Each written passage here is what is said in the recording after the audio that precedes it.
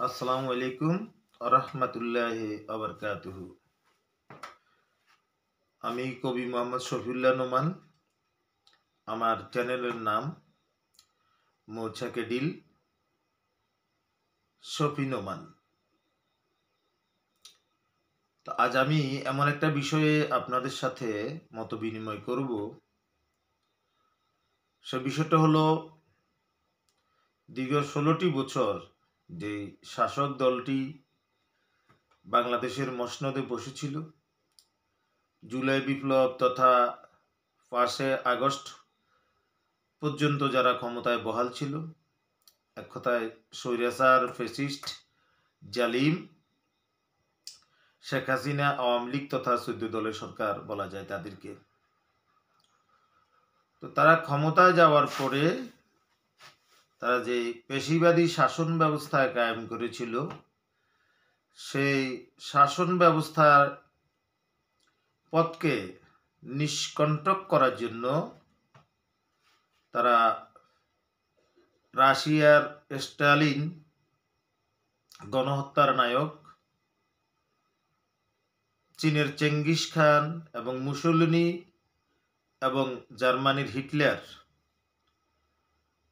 তথা নাৎসি বাহিনীর মতো বাংলাদেশের জনগণের উপর যে হত্যাযজ্ঞ চালিয়েছিল, সে হত্যাযজ্ঞের প্রথম কর্মকাণ্ড ছিল বাংলাদেশের সামরিক বাহিনী তথা সেনাবাহিনীকে দুর্বল করে দেওয়া। যদি সেনাবাহিনীকে দুর্বল করে না দেওয়া যায়, তাহলে হয়তো যে কোনো সময় সেনাবাহিনী ক্রু বা বিপ্লব ঘটিয়ে এই স্বৈর ফ্যাসিস্ট গণহত্যাকারী সরকারকে ক্ষমতাচ্যুত করে ফেলবে। এই জন্যে তাদের শেখ হাসিনার তথা আওয়ামী লীগ 14 দলের সংখ্যা ছিল। এখানে জাতীয় পার্টির হোসেন মোহাম্মদ এরশাদ, জিএম কাদের সহ পুরো জাতীয় পার্টিও জড়িত ছিল এবং অন্যান্য বামপন্থী হাসানুল হক ইনু, রাশেদ খান মেনন, দিলীপ বড়ুয়া সহ তারাও ছিল। তো মূলত তারা ভারতের পরামর্শে রয়ের মাধ্যমে তারা চেয়েছে যে বাংলাদেশের সেনাবাহিনীকে দুর্বল করে দিতে।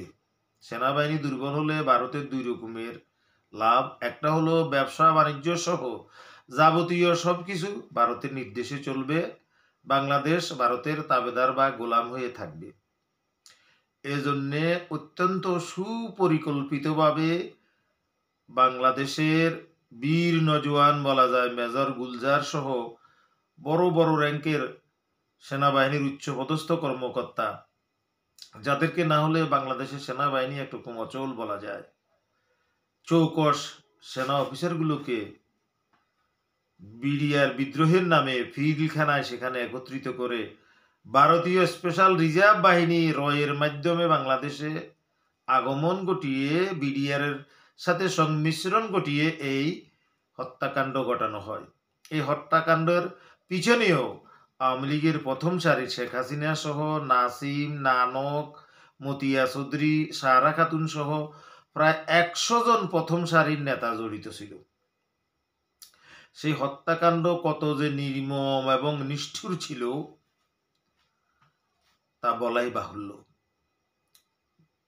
অথচ এত এত সময় লিঙ্গার করেছে সেখানে সরকারের নিজস্ব পরিকল্পনায় ভারতীয় রয়ের মাধ্যমে হত্যাকাণ্ড সংগঠিত করার কারণে কোনো রকমে সামরিক সহযোগিতা চাওয়া হয়নি। অথচ 10 মিনিটেই সেখানে 2-4 জন